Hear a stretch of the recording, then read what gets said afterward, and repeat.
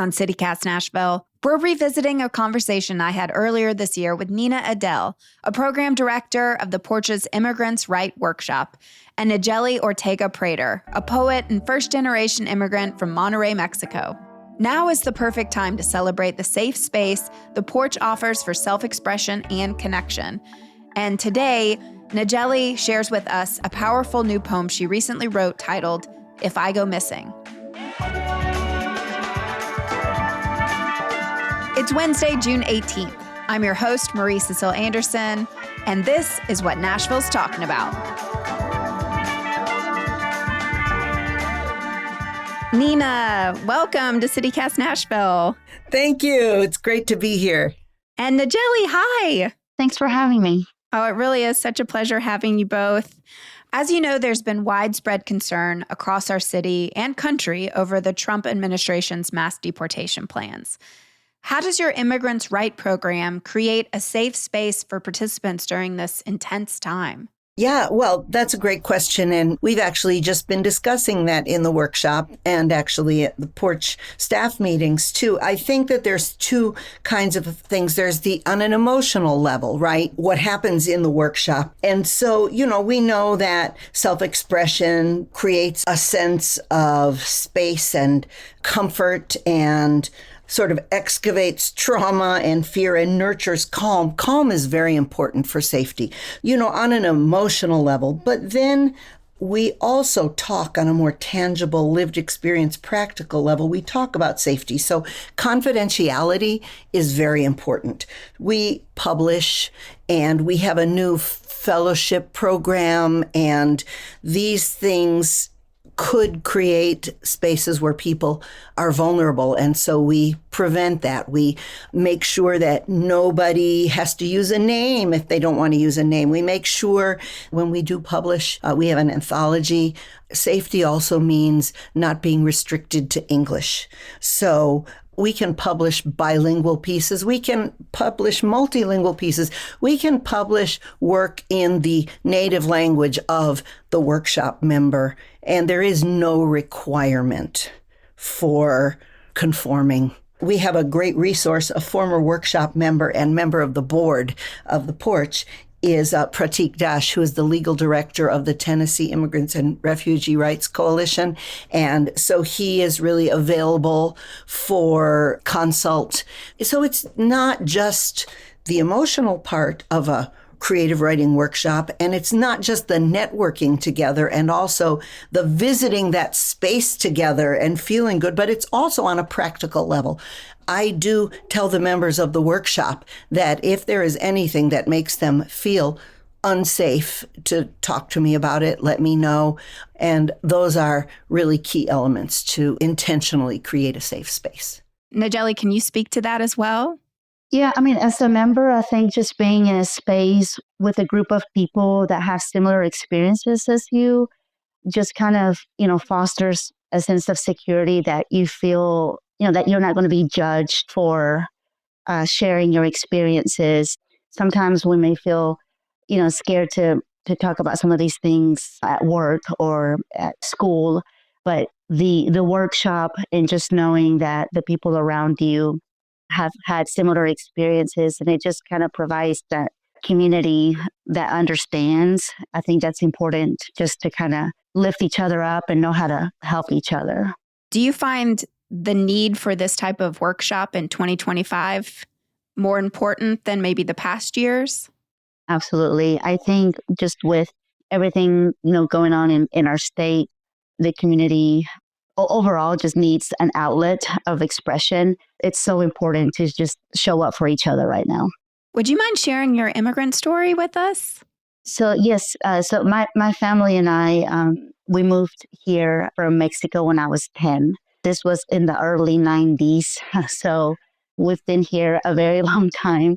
My dad had already been here working, and he had saved up some money. We were going to stay on a 2-week vacation.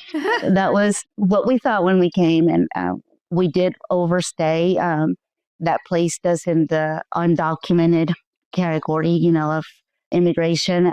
I went through the school system here. I made good grades. I was a good student. My real dilemma started in high school. I really wanted to do more with my life. I wanted to go to college. At the time, there was no DACA, which is the Deferred Action for Childhood Arrivals. There wasn't any real resources for kids like me in a rural area in Tennessee. I was lucky to live in a community that cared, and people pulled money in for me to go to college and pay out-of-state tuition for 2 years because they believed in me. And I'm so grateful for everyone, that's always helped my family and I along.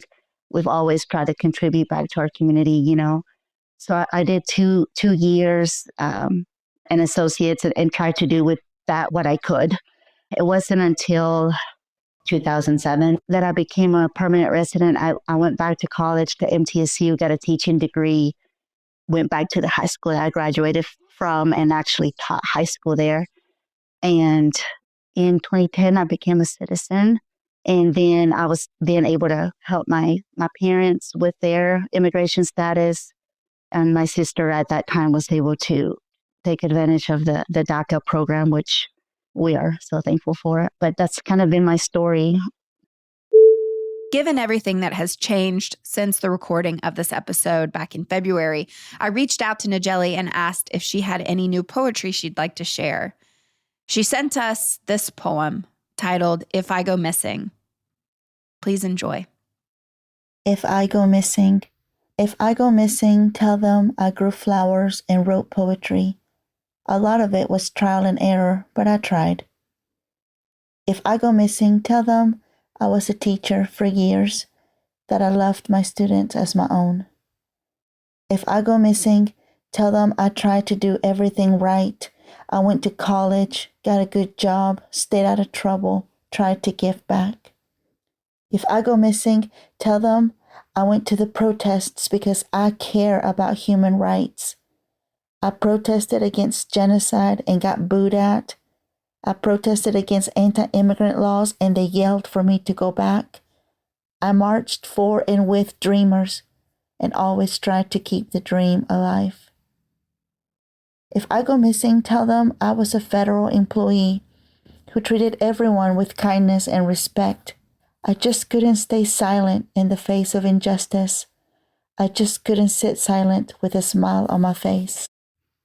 If I go missing, talk to the people that know me, my husband, my kids. They'll tell you how we'd go to the creek to look for cool rocks, how we planted apple trees because we always had hope. If I go missing, please don't let the next news story be a distraction. Instead, I hope you go out there and take some action and know that if you went missing, I would have spoken up for you. If they disappear me, I hope someone like me is still out there too.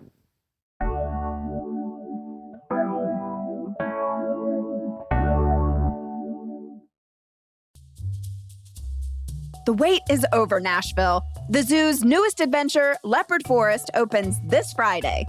Explore 4 lush habitats filled with towering trees, winding vines, and natural beauty designed to make you feel like you've stepped into the heart of the wild. Encounter the critically endangered Amur leopard, the rarest big cat in the world. Say hello to the inquisitive DeBrazos monkeys, agile klipspringers, and playful colobus monkeys. And don't miss the return of the zoo's most iconic stars, the Maasai giraffes. Come to the zoo this Friday for the ribbon cutting at 9:30 a.m. The first 2,000 guests get a free Leopard Forest bandana. Feeling photogenic? Go to the zoo's social media and look for the Seeing Spots Challenge for a chance to win a zoo membership. Bring the family or bring a friend and come face to face with wonder. Nashville Zoo's Leopard Forest opens this Friday. Adventure awaits. This episode is sponsored by Babbel. Have you ever picked a vacation spot based on where you won't need a phrase book? With Babbel, the language barrier no longer has to hold you back. You can start speaking a new language with confidence thanks to Babbel's conversation-based techniques, which quickly teach you useful words and phrases about the things you actually talk about in the real world. Babbel has more than a dozen languages available for you to learn at your own pace. with material tailored to your individual proficiency level, interests, and time availability. I'm David Plotz, CEO of CityCast, and I've been learning Spanish with Babbel. What I really love about learning Spanish with Babbel is that it works with me where I am. The app and the website keep track of what I've learned. They help me review what I probably forgot from last time, and always is keeping me engaged with a new challenge based on actual conversations I might have in Spain or Mexico or Colombia. Especially food conversations, because I love food conversations. So get talking with Babbel. I want you to learn another language, so I'm teaming up with Babbel to give you 55% off subscriptions, but only for CityCast listeners at babbel.com/CityCast. Get up to 55% off at babbel.com/CityCast, spelled BABBEL.com/CityCast. Babbel.com/CityCast. Rules and restrictions may apply. Nigeli, were you writing before you started taking this workshop? Oh, yes. I've been writing from an early age. My dad was a writer. Oh, really? He wrote poetry. He would write poems for my mom all the time. I've always written, but around the pandemic, COVID, I needed that more, I feel like, that sense of expression. And I lost my dad during that time as well. And I sought out community. And I found a wonderful community in Murfreesboro, Poetry in the Borough. Then I found the Immigrants Write group. And yeah, I've been with Nina since every session. Well, real quick, for those listeners at home that may not be familiar with the Porch, could you just give us a quick rundown of what they do here in town? The Porch is Nashville's literary arts center. It's a nonprofit, and we have a youth program. We have this program, the Immigrants Write program. We have something called Writing for Good. We have affinity groups, so we have an LGBTQ group. We have a group for older writers, for younger writers. We have an AAPI writers group, just all different kinds of affinity groups. We do events. Just this past Sunday, we had Heartbreak Happy Hour, which is a storytelling event pre-Valentine's Day. We're joining forces, specifically our workshop, but also just as the Porch with Paul Collins, who's an Austin P art professor. We're joining forces with his Unbannable Library project, and we're going to create books that are a collaboration between a visual artist and writers who provide text. The Porch just really seeks to open spaces for creative writing expression. And you have this workshop twice a year, is that correct? The actual workshop is twice a year. So we have a fall session and then a winter-spring session. But in the summer, we also have other activities. And that really depends on the needs and desires of the workshop members.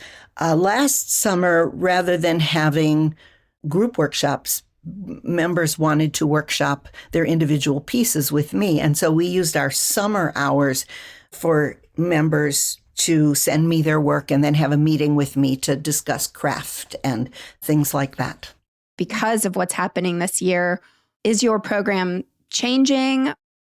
So our program is changing, I think, sort of on two tracks. One track is that all of a sudden we've got more members from more countries, and all of a sudden there's an energy in the workshop to do more things. And so we've added a couple of new programs. Nayeli is going to be the editor of our brand new newsletter, which is first, because of safety, going to be available just to present and past workshop members. But we're also starting this program, the Immigrants Write Fellows. And this program came from a deeply held belief of mine that it's a big and perhaps unnecessary ask to expect immigrants to come to the Porch's workshop to participate in this activity, that it's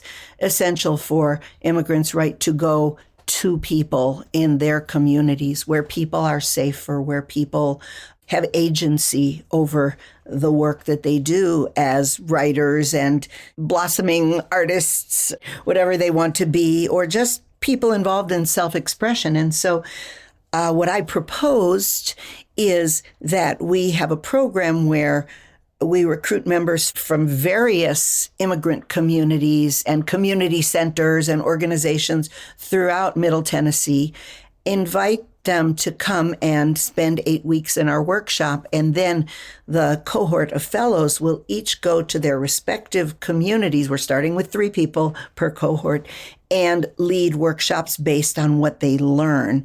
So by inviting these fellows to come to us and providing a stipend for them to attend, to work as a cohort, and then go into their own communities and deliver workshops in any way that they define community, is going to not only provide writing opportunities for more people, more immigrants in Middle Tennessee, but it might also encourage some people to come and join our multicultural group.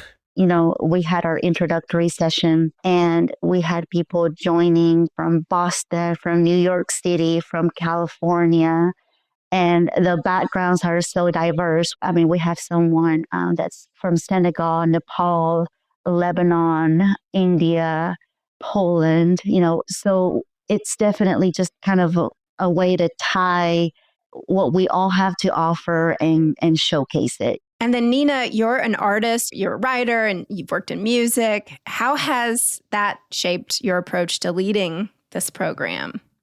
Well, first of all, I personally, as an artist and as a human, inhabit a world of ideas and innovation and creating new things. And I think that's essential to creating a space like this. I believe that any individual's interaction with a work of art, whether it be a song or a sculpture or a story or a poem, is really important. Their individual interaction with that work. I teach a lot of kinds of classes. I teach at a college too, and I always tell my students, whether they're as readers or as writers, to look at a work and instead of thinking about how they're supposed to analyze it or how they're supposed to interact with it, which is, I think, a barrier, instead, I say, ask yourself, what do you notice? And that's your entry point. And so if, as people who interact with art, we have that approach, then also as people who create art, we need even more of that kind of openness, and we need to be willing to interact with experience, with vulnerability.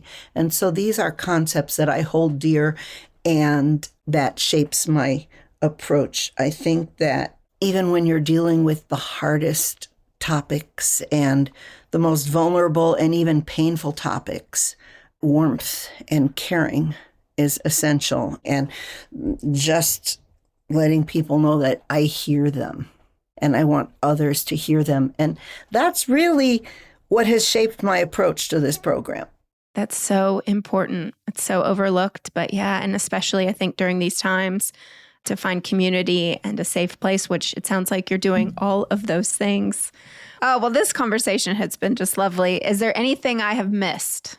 Earlier, you asked something about community, especially now in 2025.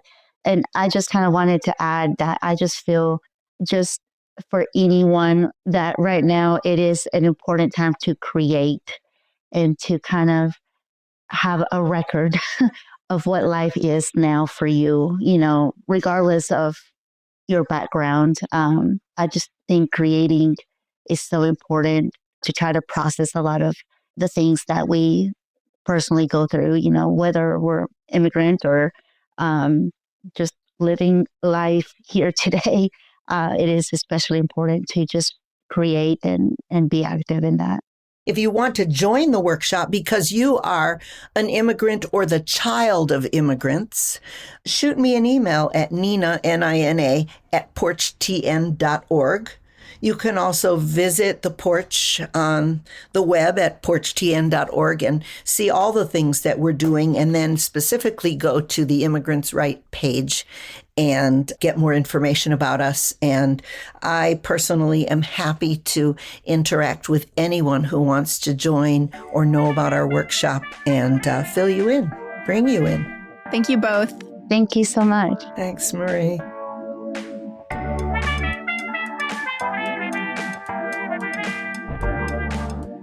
That's all for today here on CityCast Nashville. I'm your host, Marie Cecile Anderson. Our executive producer is Whitney Pasterek. Our producer is Daniel Sumstein. Our Hey Nashville newsletter editor is Margaret Kingsbury, and our theme music is by Prof Jenkins, with additional music by Carl Christensen, Tambor, and Hip Color from Triple Scoop Music via Getty Images. If you enjoyed the show, why not tell your friends, rate the show, leave us a review, and subscribe to our Hey Nashville newsletter. We're taking tomorrow off in observance of Juneteenth, but we'll be back on Friday with a very special edition of the show. Toodles!